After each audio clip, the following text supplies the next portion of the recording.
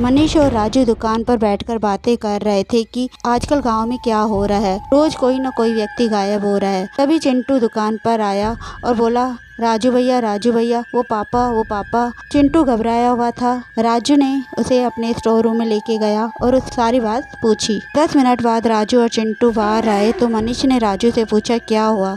राजू ने एक नोट दिखाया, इस पर खाई जमी हुई थी। राजू ने चिंटू को बोला कि तू दुकान पर बैठना, और मनीष और राजू दुकान से बाहर निकल गए। राजू ने अपने साथ एक गन भी उठाई। राजू ने मनीष को बताया कि 3 महीने पहले चिंटू के पापा दुकान पर आते थे, लेकिन अब चिंटू को बेचते हैं। राजू ने मनीष को बताया कि 3 महीने पहले उनके घर में क्या हुआ था।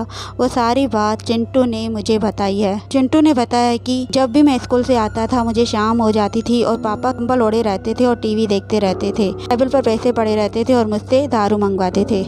एक बार चिंटू का ट्यूशन नहीं था, वह घर जल्दी आ गया तो उसके पापा ने पूरा घर अंधेरा कर रखा था और जो छोटी छोटी जालियां थी उस पर भी कपड़ा लगा दिया था। चिंटू के पापा उसे लाइट ऑन नहीं करने देते थे, सारा दिन अंधेरे में रहते थे और चिंटू को बोलते थे कि तू अपने कमरे में जाकर पढ़। उस दिन जब चिंटू जल्दी आया तो उसने देखा कि उसके पापा का हाथ बाहर निकला हुआ था, जिससे पूरे पेड़ और खाई जमी हुई थी। तब चिंटू के पापा ने उसे बोला कि लाइट बंद कर और तू मेरे से दूर चला जा, तू भी मेरे जैसा हो जाएगा। और तभी दौड़ता हुआ चिंटू मेरे पास आया और सारी बात बताई। अब अपन चिंटू के घर जाकर देखते हैं कि क्या बात है। जब वह दोनों चिंटू के घर पहुंचे तो चिंटू का पूरा घर इतना गंदा था, जिसमें पेड़ लगे हुए थे और पूरी खाई जमी हुई थी।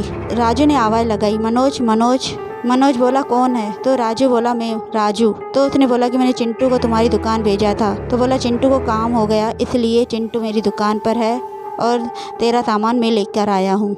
राजू ने चिंटू के घर जाने से पहले मनीष को बोला कि तुझे कुछ ऐसा वैसा लगे तो तू भागकर आ जाना। और जब मनोज ने दरवाज़ा खोला तो वह दोनों उसको देखकर हैरान हो गए। उसका पूरा शरीर एक पेड़ बन गया था और उसके मुंह से शाखाएं निकल रही थी। ये देख मनीष वहाँ से भाग खड़ा हुआ। थोड़ा दूर पहुँचा ही था कि उसे गोलियों की आवाज़ आई। मनीष दुकान पर जाकर बैठ गया और शटर बंद कर दिया। वह काफ़ी घबराया हुआ था। चिंटू से बार बार पूछ रहा था, क्या हुआ मनीष भैया, क्या हुआ, पर वह उसे कुछ जवाब नहीं दे रहा था। चिंटू ने मनीष को बोला कि शटर खोलो, राजू भैया होंगे, पर मनीष को ये नहीं पता था कि बाहर कौन है, इसलिए उसने शटर नहीं खोला। तभी बाहर से आवाज आई, चिंटू तो दुकान के अंदर है ना।